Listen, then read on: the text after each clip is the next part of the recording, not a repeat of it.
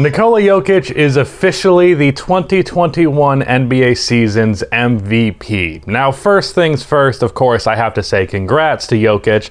Not like he's watching this video, but still congrats. But also in today's video specifically, I want to focus really specifically on the weirdness of this MVP season by Jokic. Because both the context of Jokic, where he came from and who he is, combined with what this NBA season was, makes this one of the most bizarre MVPs in NBA history, and easily the most bizarre in my time as an NBA fan. So let's talk about why Jokic is the weirdest MVP in NBA history, or something like that. I don't know what the title is yet.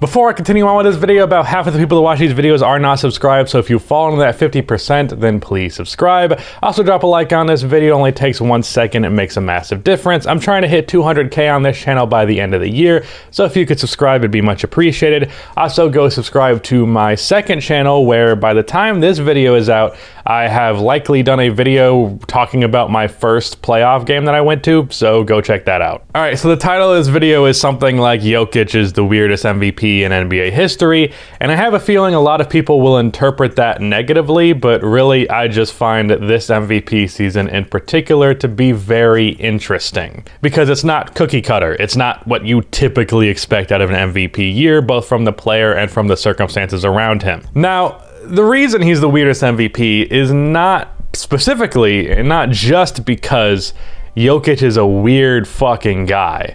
And he is a weird guy. I saw a video the other day on Twitter of Austin Rivers going to a workout where Jokic was working out to like polka music, or whatever you would call it in his country. And it was just the best thing. It was so adorably weird. And Jokic is a weird and funny man. So that is a part of it. But the reason why this award is weird is not because Jokic is weird. It's not like we've never had a weird player win the award before. What's weird is that when you really think about it, Jokic's MVP is simply like no other. First things first, not only is he the first and only MVP drafted in the second round, being taken 41st overall, not only was he taken during a Taco Bell commercial, but he is the lowest pick in the draft to win MVP by, 26 spots? The lowest MVP previous to this is Giannis at 15 in the draft. So there, I think there's another player. Wasn't it Steve Nash? Steve Nash and Giannis, yeah. The youngest, or the lowest in the draft to be picked and win MVP is 15 until now. All the way from the 15th pick all the way down here to the 41st pick. And that's just insanity. Jokic, going into the draft, was not a well-touted prospect. Otherwise, he wouldn't have been a second-round pick. He was too slow-footed. He was not a good defensive player, a defensive liability even. He was a playmaking big what? What is that? Like, sure, it's cool when a big that does other stuff can pass, but like, the thing about this guy is that he can pass. There's no other big outside of Arvydas Sabonis in NBA history where the foundation of why they're good is the passing. And that's what it seemed to be with Jokic going to this draft. Like, okay, a center that can kind of shoot, is big, can kind of rebound, and can pass at an elite level. That's not something the NBA was really doing at the time, and didn't really make much sense to use a draft pick on somebody like that. Let's instead draft Shabazz Napier. That's not meant as a shot to Shabazz Napier. I'm just saying. Then Jokic starts breaking out in Denver, and the problem with that was the Denver Nuggets at the time had another young foreign big man who was pretty damn good by the name of Jusuf Nurkic.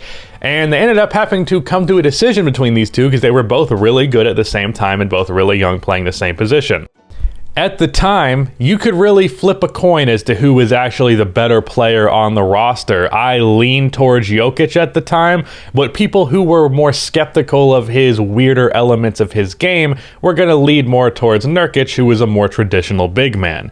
But Denver ended up picking Nurkic as the one to be traded, really because he was the one who was up for contract soon, not Jokic. It really came down to the money of the situation, which is, in hindsight, one of the biggest what-ifs ever, because just imagine if Jokic was traded from the Nuggets. It wouldn't even necessarily be the Blazers trade. In fact, I don't think it would be, because they were looking for a more all-around big man.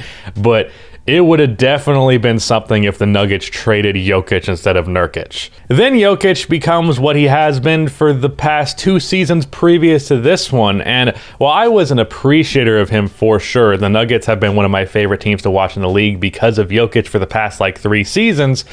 If you would have told me that this guy was eventually going to be an MVP, I would not have believed you. I would not have been incredibly skeptical, but I would have leaned towards that's probably not going to happen. And the reason why I was skeptical as to Jokic actually being a bona fide superstar, top 8 or whatever player who is an MVP caliber guy is because the first year that he was a starter, he shot the second most shots on his team, second to Gary Harris.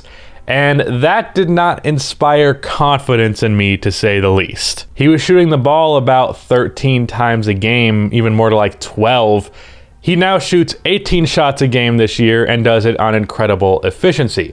He jumped from a guy who was timid scoring-wise to one of the more aggressive scoring players in the league. Another factor in the weirdness of this award, in a way that would normally annoy me, but with this year's circumstances absolutely does not, is that he won this award tied for the 3rd seed and tied for the 5th best record in the league, which is not normal. However, the 4 teams that had a better record than the Denver Nuggets didn't have the type of player that wins an MVP award, or they had injury issues. The Phoenix Suns and the Utah Jazz, while there were certainly standout individuals, there was not a clear, this is the guy leading to this success. Those teams' success came from an accumulation of talent that played really well together, not so much there's this one guy who's the catalyst for all of this. The Nets and how that team was run throughout the season was really just constantly changing hands because of injury. One game Harden was leading, another Kevin Durant, and it was just a weird mix that resulted in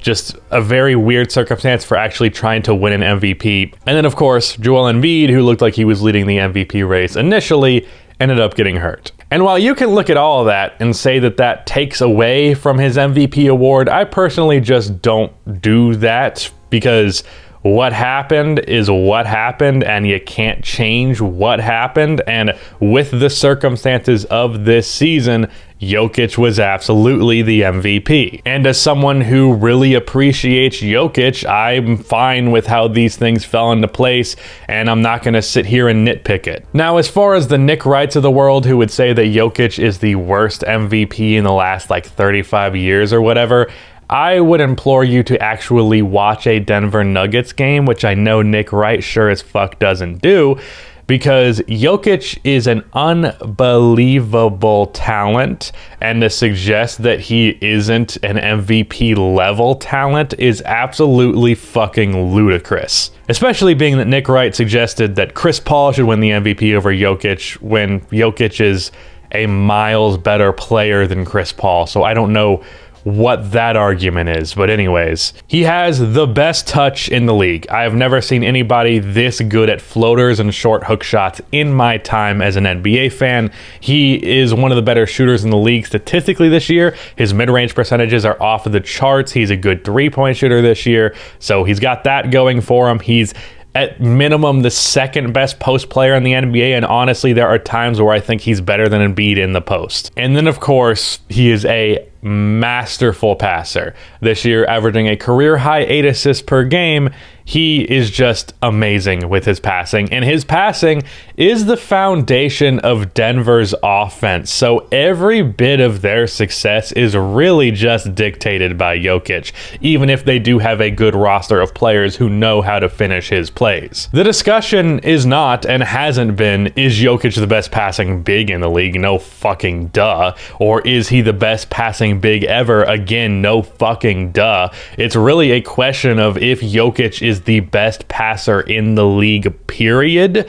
And while you might say from a technical standpoint, there might be some guys who are better passers, there is no team in the league more singularly reliant on one player's playmaking than Jokic is to the Nuggets. So in terms of how impactful as a passer he is, I think Jokic is the most impactful passer in the league today. Anyways, I don't really know where I'm going with this video. I just wanted to talk about Jokic and this MVP season. The weird thing was just kind of like, I don't know, that's an angle to take on it, but I just wanted to talk about him. He averaged 26, 11, and 8 on 65% true shooting this year while playing respectable defense and leading the Nuggets to a good record despite injury.